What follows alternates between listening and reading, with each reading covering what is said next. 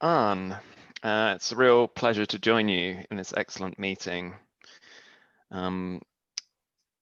As Arne says, hopefully you can see me, I'm a freelance science writer, and this year I've been covering the coronavirus primarily for Chemistry World, but I've also had pieces about it in a few other outlets, such as the BMJ and Bristol Cable.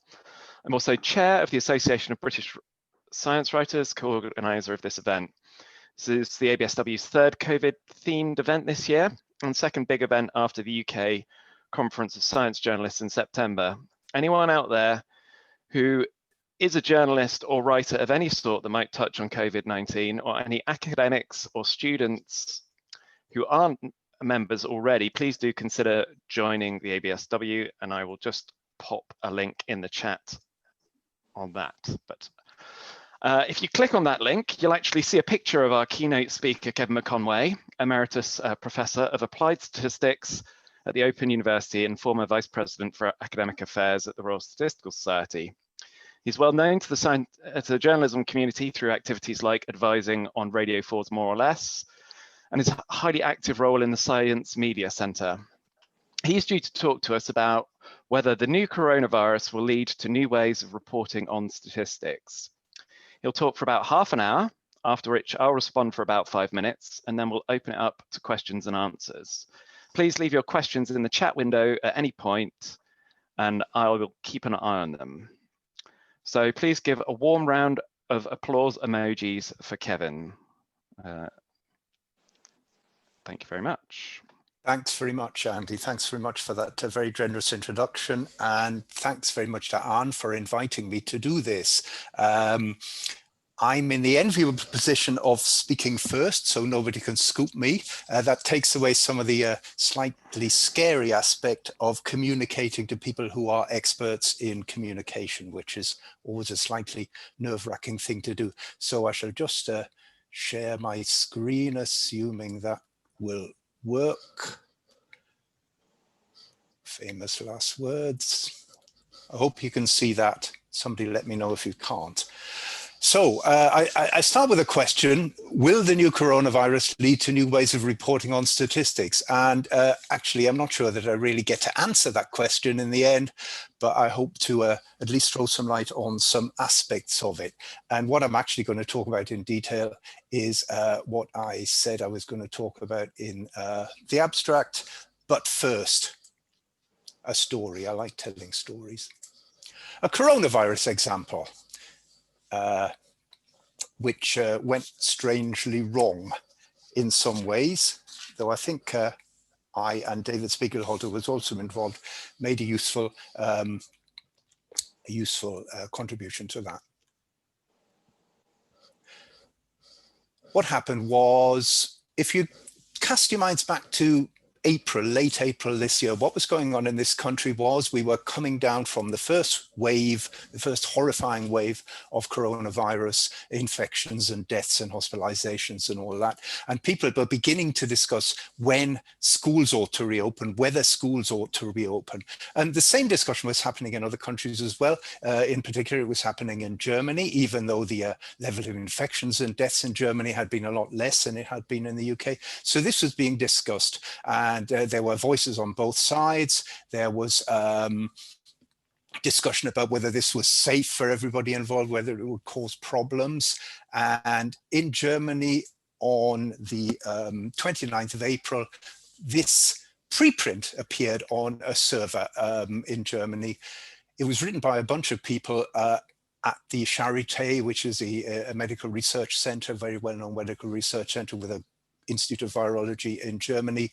The head of that lab is Christian Drosten, who is a very eminent virologist. He's one of the people who discovered the first SARS vaccine. And he's also very prominent as an advisor to the German federal government. And as a very keen science communicator, he has a very popular podcast about SARS, about COVID, which comes out and has a whole lot of listeners, at least weekly in Germany. It's very clearly followed. Anyway, here with these collaborators wrote this paper, an analysis of viral load by patient age. And in the abstract, that's my emphasis in the abstract, they found no significant difference basically between anybody in this study, they said statistically. And the data indicate that viral loads in very young don't differ significantly from those of adults. And then they make a policy statement based on that. Based on these results, we have to caution against an unlimited reopening of schools and kindergartens, which was under discussion in Germany. Children may be as infectious as adults. Well, that came out at the end of April, as I said. And the discussion about whether and when and how to reopen schools was going on here and in the US and in many other countries.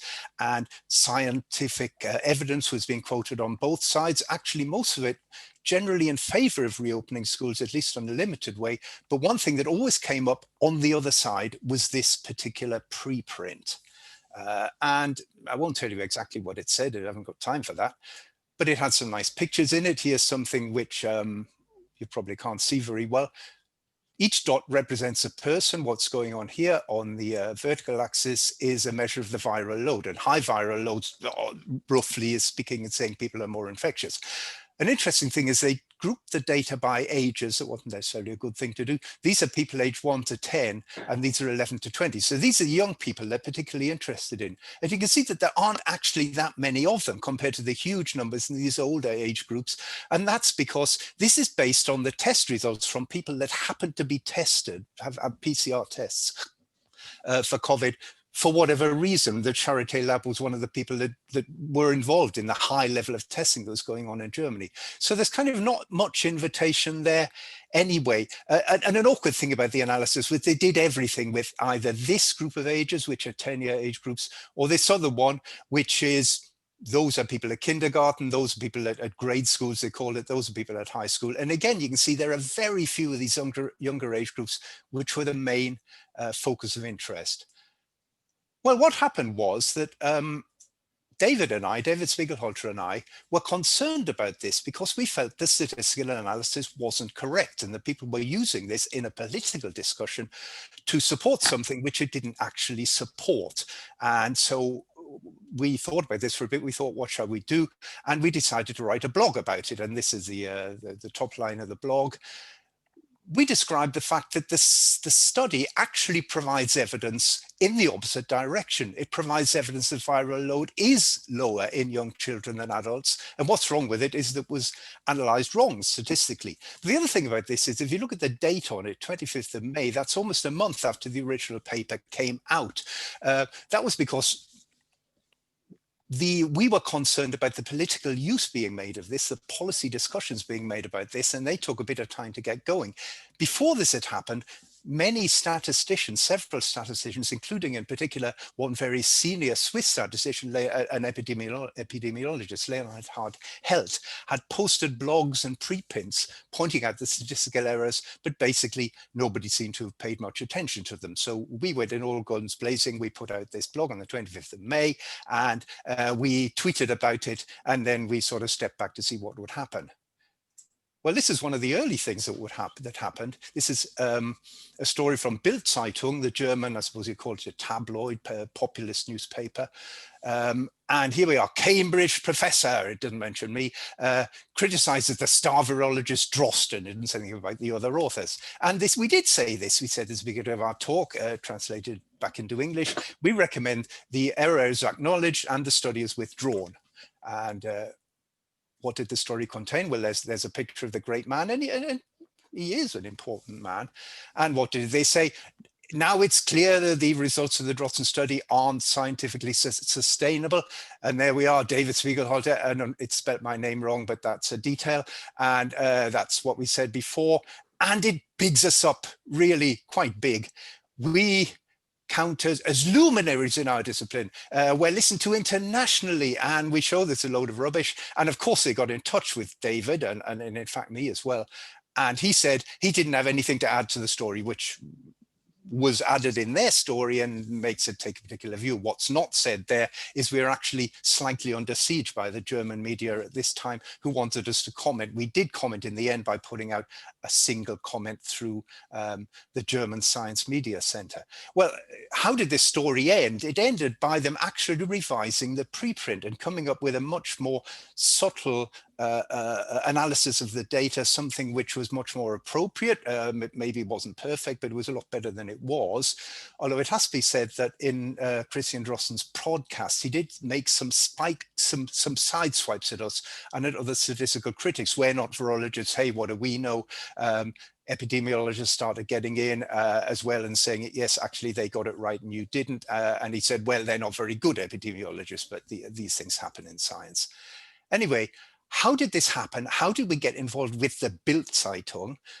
It turned out that the Bild Zeitung had been, it had its claws into Drosten for some time already. This was an important story in their issue on the day, earlier in the day, when our blog came out.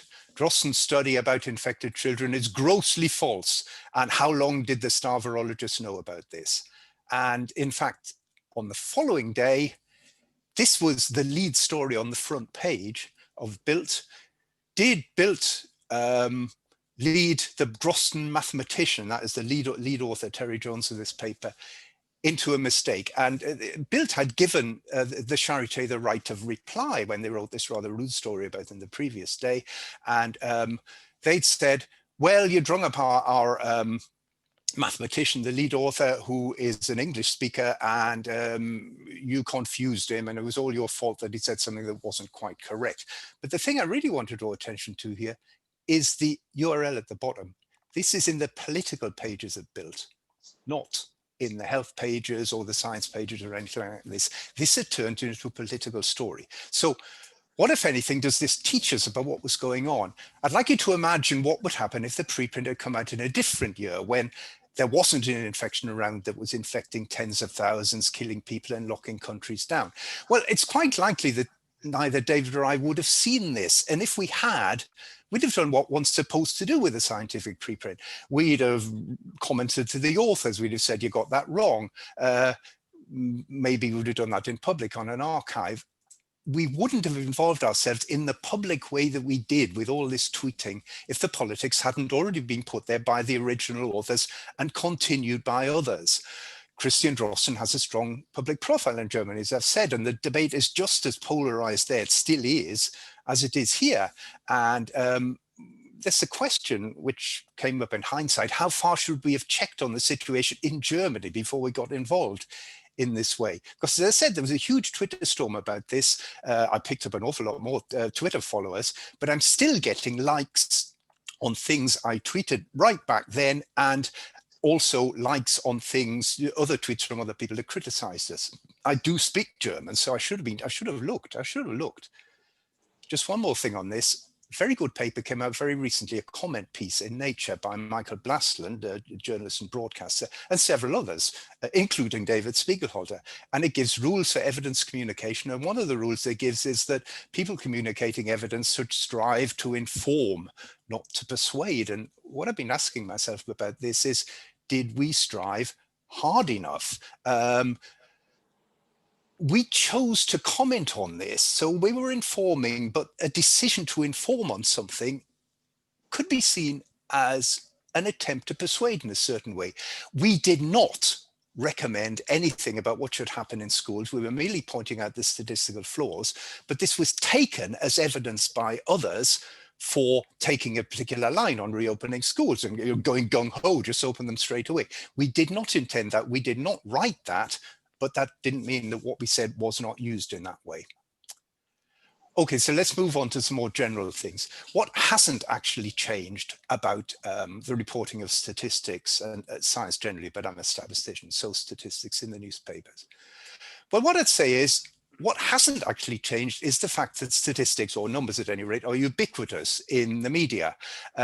One thing that I used to do, I don't do so much of it now, was to give talks to any audience that would have me about statistics in the media. And as part of that, my kind of party trick was to buy all the British national, English national daily newspapers a couple of days before the talk and go through them, pulling out all the statistics content so I could tell people what was there. It wasn't a proper content analysis, but I did this quite often and got a good picture. And this is sort of what I concluded. There are numbers, absolutely, there were numbers absolutely everywhere. Obviously, you got them in business stories, sports stories, political stories, economic stories, because they were about the numbers. Science, mostly in health and the environment, but also other things. There'd be infographics about just everything, usually with numbers in. There'd be silly stories based on dubious surveys that were simply done for PR, fillers at the bottom of columns, just about everywhere. You know, I found them in obituaries, for heaven's sake. And you start asking yourself why they're there, and there's been research by a lot of people on why they're there. Well, they might be there because the story's about the numbers, but they're also there for rhetorical purposes, to increase credibility and trustworthiness, or just to make the page or the web page look better. The Guardian used to be full of little pullouts like this with big numbers printed large. They don't do this quite so much as they once did, and some of them are a bit nonsensical. This is my favorite. The story that it came in had no numbers in apart from the date when the trial of some people who'd strayed over the border into Iran was going to take place. Didn't stop them pulling it out. The date was going to be the 6th of February. Hooray, so they pulled out the 6th. Okay, so what has and hasn't changed? Well, as I say, I don't think this really has changed. I haven't done a proper content analysis on this either, but I suspect what's changed isn't so much the column inches of coverage or the time of coverage in broadcasts. It's the news value, the perceived importance of the numbers, and the type of journalists that have been involved in terms of their beta, the subjects they usually cover, their background, and their existing data skills. And I'm not the only person who's thought about this. This is an extract from the blog by Fiona Fox, who's the chief exec of the Science Media Centre. She blogged back in early May about the involvement of political correspondents. Many of the big decisions depend on things we don't really know. Doubtless politicians are spinning and hiding plenty, as they always have, but somehow the why is this lying bastard lying to me approach feels a little off beam. Fiona was having to deal much more with political correspondence than the Science Media Centre usually have to. I don't know whether she's changed her views on this since May. Be interesting to find out. So going back to saying, why are there so many numbers in the media at any case? Well, one way of putting this is what's been described as the unreasonable persuasiveness of numbers.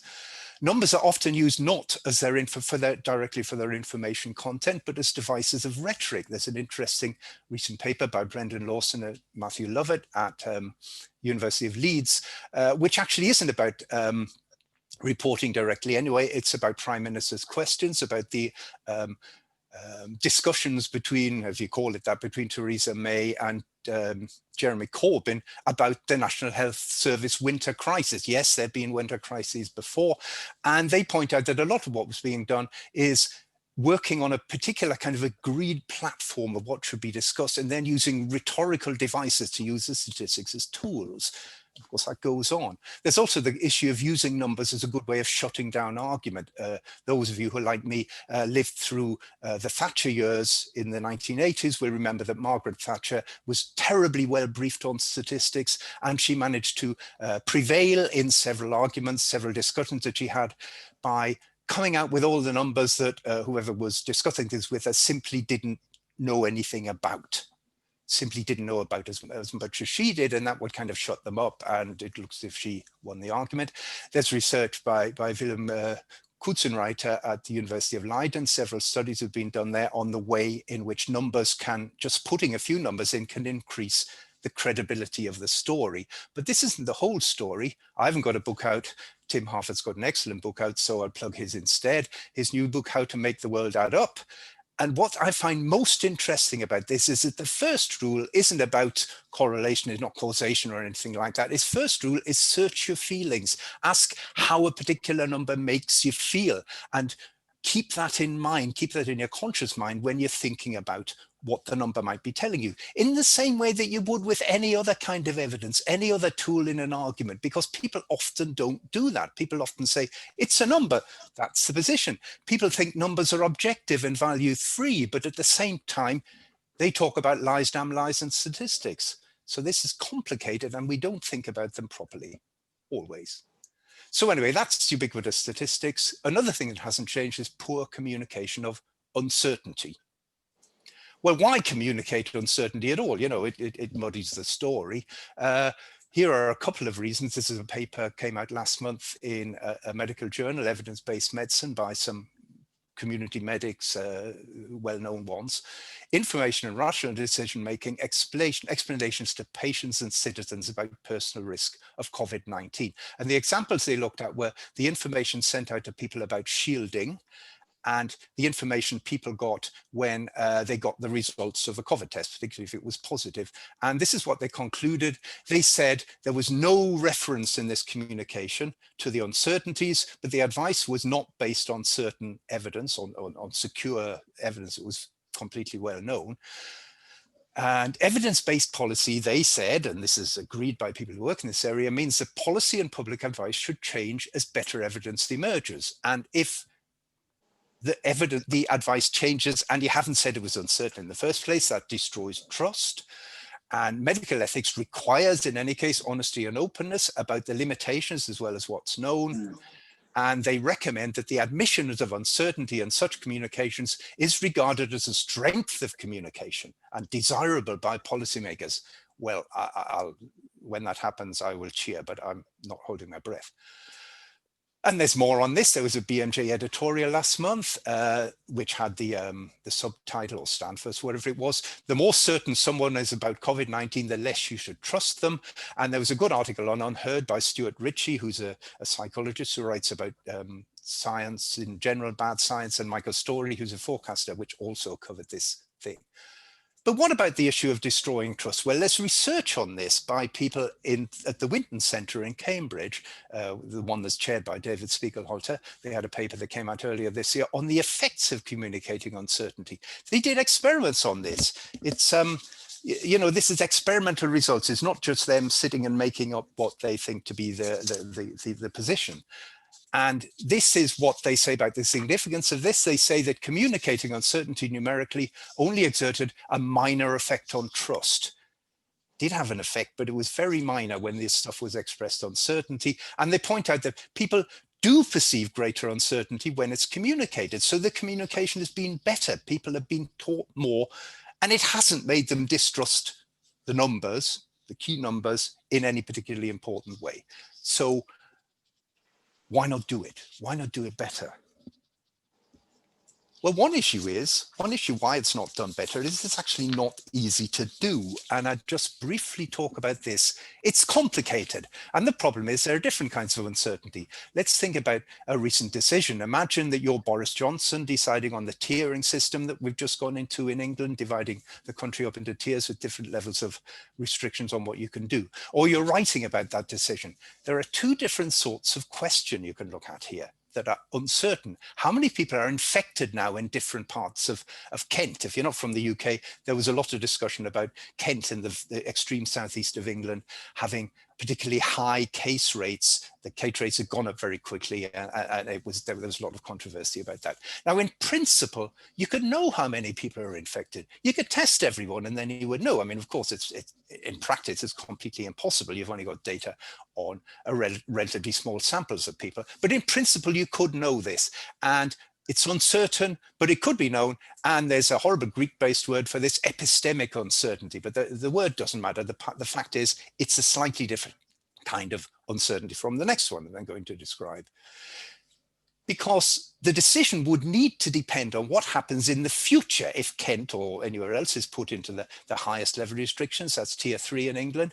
That depends on uncertain events in the future. How much people continue to mix, how well the rules are followed, you know, what the weather's like, how the local MPs react, and so on and so forth. And that has a different Greek-based name, aleatory uncertainty. And then, as I said, the names don't matter. What does matter is that these things differ from one another, and that can be important in considering them. And I think what's important here is a lot of the things that have been communicated newly during the pandemic, statistical things, numerical things, actually come from modeling, and they come from modeling the future. And the uncertainty in there is aleatory uncertainty. And I don't think that's been dealt with particularly well, including by the modelers involved. I'll say a bit more about that later, and about the government, and also by the media. But if nobody else is telling the right things that the media can pick up, how do you expect them to deal with it properly on every occasion? So that's kind of awkward. Anyway, just one final thing about what hasn't changed. Part of journalists' role is to keep bad science out of the news. Deb Cohen, the BBC health correspondent, said that about the journalist role at the BMJ event on scientific uncertainty in a pandemic a couple of weeks ago, but plenty of other people have said it. And I'd just like to emphasize it's part of scientists and statisticians' role too, to help journalists understand what is good and bad statistics and science. And maybe if we're talking about work that we've done ourselves, not pushing it too hard if it's very tentative, making clear we have expressed the uncertainty properly. Okay, well, that's a lot about what hasn't changed, but I want now to talk a bit about what has changed. And what I'd say, as I said, ubiquitous statistics aren't new, but ubiquitous important statistics certainly are new, or on a much wider scale than there have been.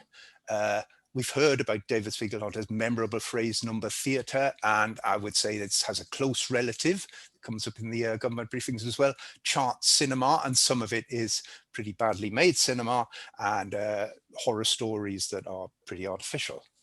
There are preprints. Anybody working in science journalism will know that there have been preprints around forever, really, but not preprints which are blogged about on the scale they currently are, which are press released, which are just everywhere, and which include some very good studies done rapidly and some terrible rubbish. And quite how all you science journalists manage to deal with this, I'm really not sure. There's a lot of discussion about following the science, but actually there's no such thing as the science. There's often not enough data. There's a lot of uncertainty. Different scientists have different views. Science does not tell you what to do, even if it told you at school how to pass your GCSEs in science. Hindsight bias is always around, but it's become particularly strong. Criticism of decisions which were made when a decision had to be made and there wasn't much evidence about, that's particularly strong. And then I'll go back to modeling. People at every level are not understanding modeling, including some of the people who are doing it. And so there's consequently bad communication. I'll say a few words about, I'm not a modeler, but I'll say a few words about what seems to be going on here. Famously, British-American statistician George Box, he said this in many different ways: all models are wrong, but some are useful. There's a nice picture of George. He was principally talking about models which describe the current state of affairs. They deal with epistemic uncertainty. And really what he was saying was that the map is not the territory. But I think what makes this particularly difficult is the sort of models which have become prominent now aren't models about something like this. This is the Open University. If you did a plan of this, you might not bother with every plant because you don't need that. And the plan was certainly useful in telling you you've got to go around the other side of here to find the reception. But actually they haven't. They've been about something more like this, where the future will be, there'll be a nice road here. We don't know exactly how that's going to work.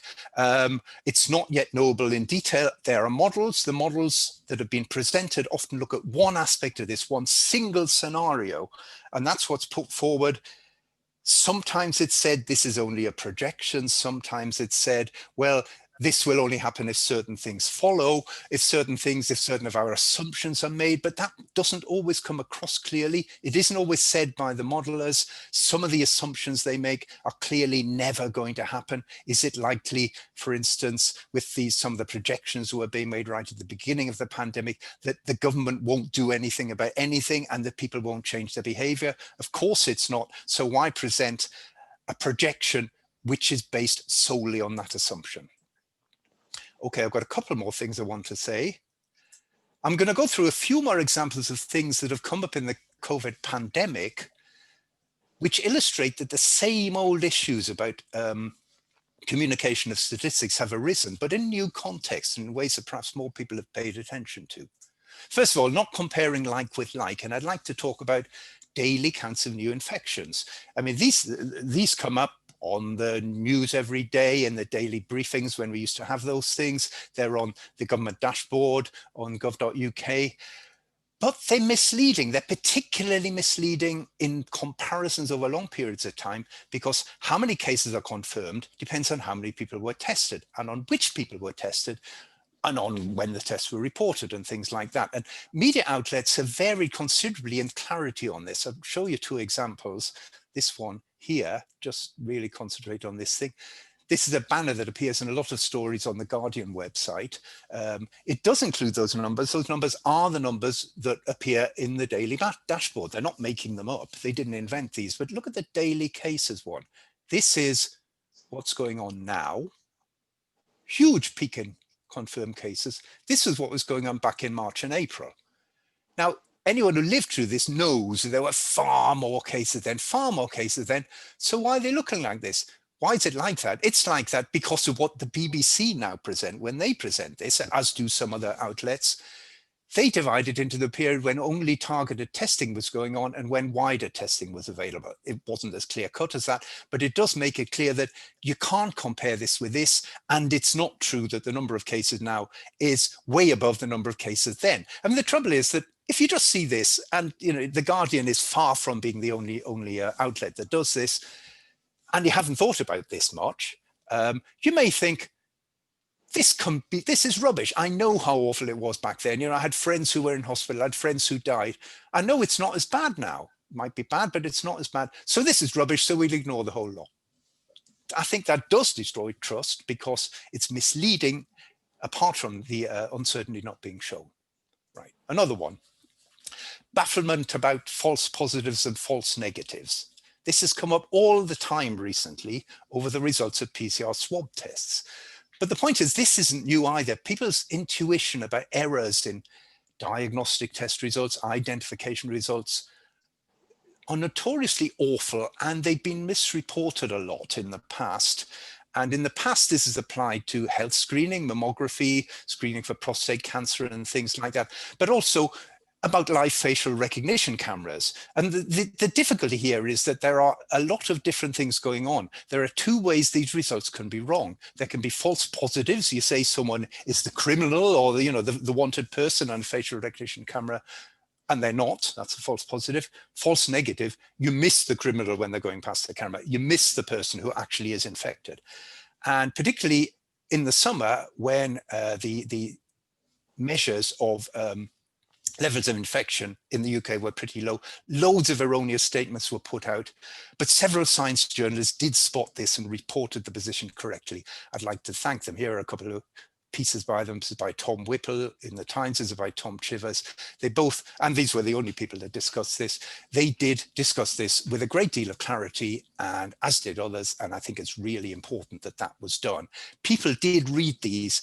I've had discussions with people about these, people who are not normally interested in this kind of stuff, who said, oh, I read this thing, all the tests are wrong, but I read this thing explaining why that wasn't correct.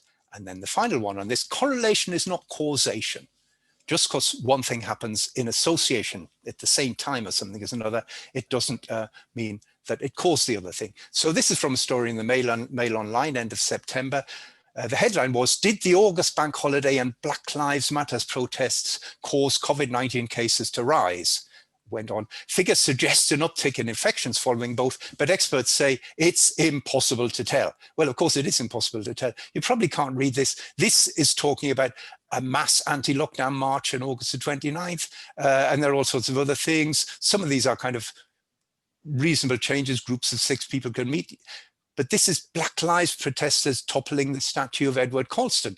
And they looked along these things and they tried to see how this curve of average daily cases wobbled up and down, and they came to a lot of wrong conclusions. Of course, it was a story in the Mail Online, so they did manage to put in comments by me and various other people saying this is a load of nonsense, but it didn't stop them printing the story. Okay, this is my last thing. I'm going to repeat some old slides. If you've seen me talk about this in other contexts before, you will have seen this. When I'm talking to statisticians, I try to give them advice on working with journalists. And this is what I say. Are there two cultures here? Statisticians, this is what statisticians think about journalists. Journalists are enumerate. Journalists don't understand quantitative reasoning or indeed any kind of logic. Journalists distort and oversimplify statistical information and conclusions, and journalists won't listen to us, that is. But I've worked a lot with journalists. This is what journalists think of statisticians. Statisticians are illiterate, we're pedantic, we make the story so boring that it doesn't get across, we concentrate so much on the ifs and buts that the overall message disappears, and hey, we won't listen either. Well, these are stereotypes, and it's actually not entirely like that, but there is a bit of truth in them, and I think we have to be careful about this from both sides. This is what I tell statisticians about working with journalists. We have to recognize that journalists are different. Timescales count in a different way. There's this idea of news value, which doesn't mean the same to statisticians, if it means anything at all. And there's this, eternal pressure to be personal, to write a story about, Joe Bloggs living in Kent who is very sorry that he can't go to the pub or has been infected or something like that. Well, journalists do that for a good reason. It gets the story across, it engages people, but it doesn't always look right to statisticians who are trained not to do this. And I tell statisticians that journalists have strengths that most statisticians don't have. Journalists know their audience, they're good at getting things across in a short space of print or time, and generally journalists are better than we are at telling stories, and we need to work with them because of these skills that they've got. But this is what I'd say to, this is the new bit, this is what I'd say to journalists about working with statisticians. Journalists have to recognize that statisticians are different from journalists. And there are things that we can do that maybe you can't. We know about uncertainty, and we don't often ignore uncertainty. It's our bread and butter. We don't all know enough about communicating it, it has to be said, but at least we can tell you about it. We're strong on informing rather than persuading, because that's kind of what we do in the day job. We're used to explaining awkward technical things to non-specialists. You might think statisticians just talk to other statisticians. That's not true at all. Applied statisticians work in interdisciplinary teams, which include scientists, social scientists, economists or whatever, who don't necessarily understand the technical bits of statistics. We have to get good at explaining that stuff, and we might be able to explain it to you. We're trained nitpickers, that can get in the way, but actually there might be a story in what we tell you on that. And we're pretty good at explaining why a press release really isn't worth covering. So do continue to talk to us, and I hope the rest of the day will help with that. Thank you very much. Thanks, Kevin. That was really great. A really interesting, wide-ranging talk. So thank you very much. I now have to get back to the thing and stop sharing my screen, which turns out to be not as easy as I thought. Right, we'll get there in the end. The new normal, perhaps. But yeah, that was a really great wide-ranging talk, and it's clear that there are some very deep issues in play. It's nice to hear that people's trust in statistics isn't affected by communicating uncertainty. We can certainly see some challenges discussing other more complex topics. It's nice to hear you say at the end that journalists know their audience. Communicating numbers on COVID-19 in the UK is going to be a particular challenge. If you look at last year, there was research from King's College London and Ipsos Murray that found that more than half of the UK's working age population has the numeracy level expected of a primary school child. I think that's probably going to come up in John Rosenbeek's talk in the final session.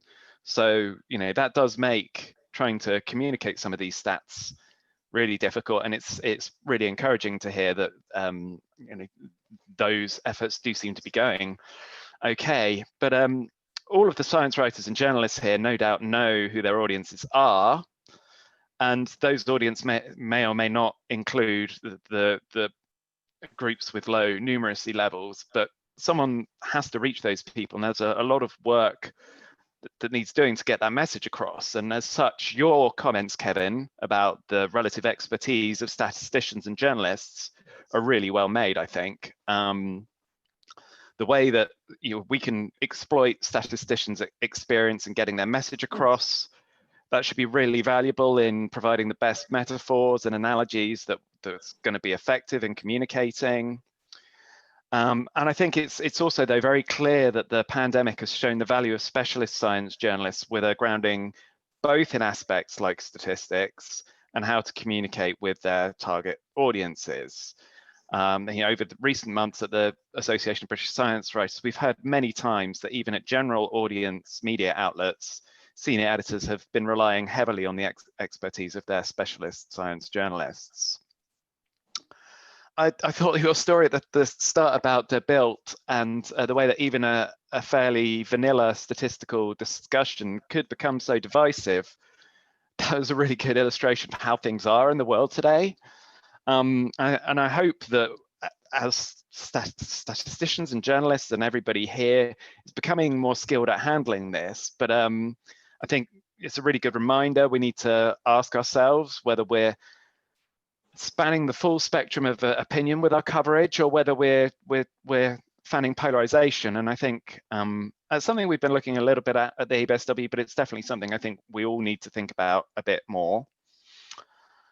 You highlighted that numbers ubiquitous, pandemic or not, and I think that's one of the things that illustrates the value of expert science journalists, and I think I'm hoping that will now continue beyond the pandemic in dealing with numbers more generally. And when it comes to drawing distinctions between types of uncertainty and thinking about things like hindsight bias,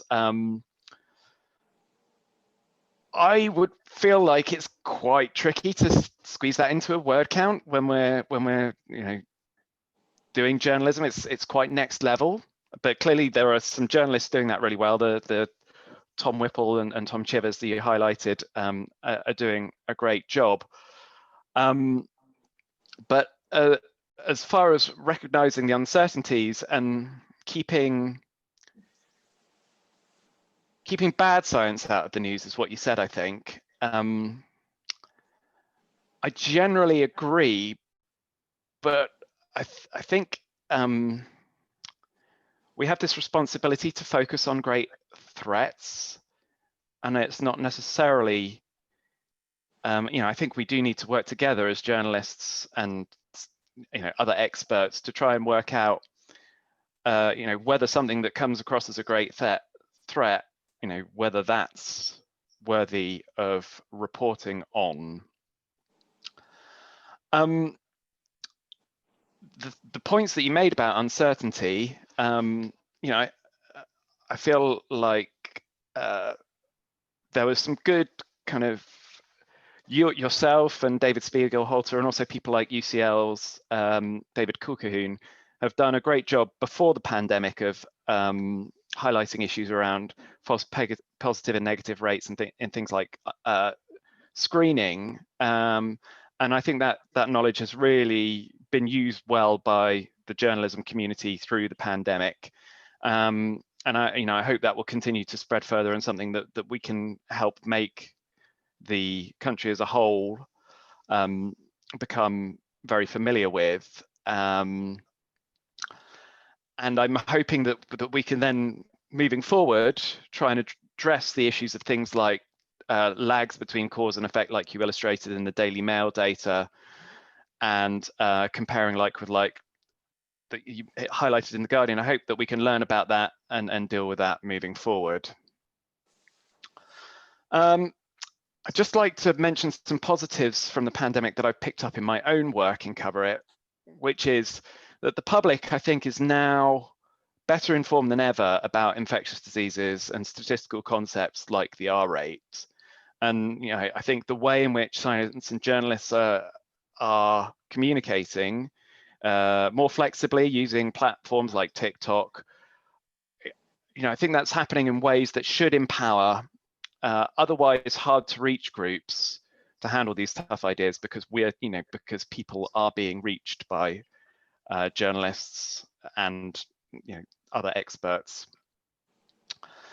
And looking broadly, taking a step back, looking outside of the meeting, even though vaccines are now on the agenda, I think the need for journalists to empower our audiences to understand what's going on in this way is not going to be going away. I have been told in some of my interactions with scientists that there's a strong chance that COVID-19 will become endemic, perhaps continue circulating or becoming like seasonal flu. And then there's the specter of the next pandemic. Scientists and journalists have been warning for years that something like this pandemic could happen. And the changes that are making pandemics more likely don't seem like they're about to stop. So as such, the lessons that you've mentioned, Kevin, and that everybody as statisticians and journalists have learned this year, I think they're going to have relevance way beyond this meeting. So that's really all I've got to say. So I'm going to open it up to questions now, Kevin. So, I mean, there are a few that are focused on the political side, I've noticed coming through, Kevin. And I think the very first one was asking about whether the government actually wants to get accurate statistics across. I don't know whether you feel qualified to comment on that one.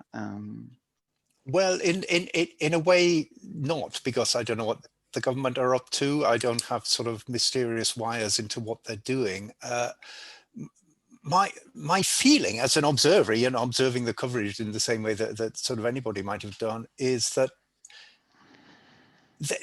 I think there's a general tendency in government, not amongst government statisticians who work differently, but a general tendency in government to be a bit secretive about things and not to show their working, as it were, in case they can be criticized for it later. And I think that has not gone away in the current pandemic. I think there are aspects of it which have improved, and aspects of it which have possibly got worse. I don't think the government have been open enough about the numbers, but I think they've been a lot more open than they have in the past. And to an extent, they've been pushed into this by agencies like the Office for National Statistics and many of the things that Public Health England have put out, and similar things from equivalent agencies in the other UK countries, where data are out there.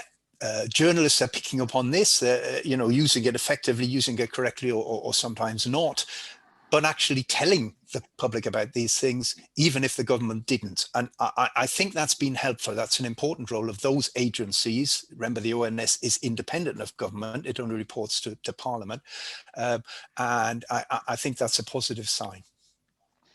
Okay, thanks. And there's a question from Dimitros Petropoulos Petalas here, which kind of echoes a comment that I just made. What is your take regarding audiences' capacity for understanding numbers? Assuming not everybody does, how ethical is it to throw numbers at them? I suspect the technique is widely used in order to disseminate risk and accountability. Yeah, I think that's a very good question. I think what it implies is that there need to be great skills in doing this. I mean, this is something which has been researched by people from all sorts of disciplines over a great number of decades, actually, in how that you can get numerical information across, or information which is based on numerical evidence, to people who might not understand the ins and outs of the numbers involved, without oversimplifying it, without pretending things are more uncertain. Now, the way not to do it is to just throw numbers at people, and even worse, to throw formulas and graphs that people won't understand, of people, they're kind of assumptions that people understand a line plot or a scatter diagram or something like this. If it appears on the TV, if it appears in a briefing slide, actually there's plenty of evidence to show that a lot of people simply do not know what's going on in those things. So there's a need to explain that. There's a need to explain things in words. And there are many journalists around who are very good at doing this in a way that I would admire. There are some politicians around, I have to admit fewer of them, who are also quite good at this. But on the whole, it's not done well. And numbers should not be thrown at people out of context. They need to be explained. They need to be explained. Explanation, not persuasion, though it's difficult to say where the line comes. Yeah, that's really good, and yeah, something to bear in mind. I'll be taking that away. There's a comment from Seth Mell related to this, who asks whether there are key terms, technical or otherwise, that you think are particularly problematic in public discourse around statistics. Yes, I think there are. I mean, the trouble is, it's actually most of them. I think one particularly awkward thing about it's to do with the time scale, the historical time scale in which statistics grew up, in that there are many normal English words, things like significant, things like reliable, and things like using something in a technical sense, and when we're using something, you know, in the regular everyday use of that word. I mean, I think a particular example of this, which has sort of gone well and badly, depending on how you look at it, is the R number. Now, on the one hand, an R number is a particularly complicated thing when you think about how it's actually used in epidemic modeling. But on the other hand, the message that this is a thing which is, you know, above 1 bad, below 1 good has got across. That has taken discussion away from whether the R measure is a particularly good measure, the national R measure. If you read the government or the announcements from SAGE that come out every week about the revisions to the R number, they go on and on about every week about how it's not necessarily a good measure of what's going on nationally. You need to look more subtly. The growth rates give you better information on other things. So on the one hand, it's been got across that there's this mysterious thing, the R number, and people can tell if it's above 1 or below 1, and that's good. On the other hand, that disguises a lot of points that should have been discussed in another way, in my view. Okay. And there are plenty more. I mean, that's just one example. Thank you, everybody, for your questions. I gather we've only got a couple more minutes left. I'm going to ask you one more live, Kevin, which is from Jessica Doherty. She asks, are the number of positive tests representing sickness? I guess there's presumably this is something that you've looked at enough to answer. Well, I think the trouble is that there are two different aspects of this, and I think this hasn't always been got across clearly enough. There are, I mean, I guess it's alluding to whether someone who's had a swab test and test positive could be a false positive. And the trouble is, there are two meanings of that. One is this someone who actually isn't infected with the virus at all, and somehow the testing process has gone wrong in some way, so it says the virus is there, bits of virus in the body when they actually aren't, and that is a false. That's a false positive. And evidence from the mass testing that's been done, the testing as part of various surveys and so on, is that the rate of those false positives is extremely low, extremely low. But there's another aspect of this, which is people who test positive and they do have the virus in their body. But either it's sort of fragments that aren't going to infect anybody, or it's a very low level of virus, and you know, it means they're unlikely to infect anybody. I mean, that relates to the people in the Drosten study that I mentioned, where there were, you know, those children did have virus in their body, but the question was it enough to infect anybody? And that was something that was dealt with in the revision to the Drosten paper, not the original version. And the trouble is that there is not a clear test for, is this person infectious? So it's really difficult to give a quantitative measure of that false positive rate. I think at the minute, most people testing positive really have got it and really are in a position to infect people, even if they are not ill and don't have symptoms themselves. But I'm not a virologist, I might be wrong on that, but virologists are saying that as well, and I believe them. And but things would be different when the rates get much lower, and we just have to take into account that these things are complicated. Okay, great, thanks. Well, I gather, I don't know, Arne, if you'd like to step in here, but we're going to wrap up now, give people a 5-minute break before the next session. Is that right? Yeah. Okay. Yeah. So thanks a lot, Kevin. That was a really great talk. There are still more questions in the question dialogue and the chat, so I don't know if you're going to be able to answer those in text form, but hopefully that's possible. And I have anyway. Yeah. So let's take a break and come back in 5 minutes for the next exciting looking session. Thank you very much. Thanks for listening to me. Thank you, Kevin.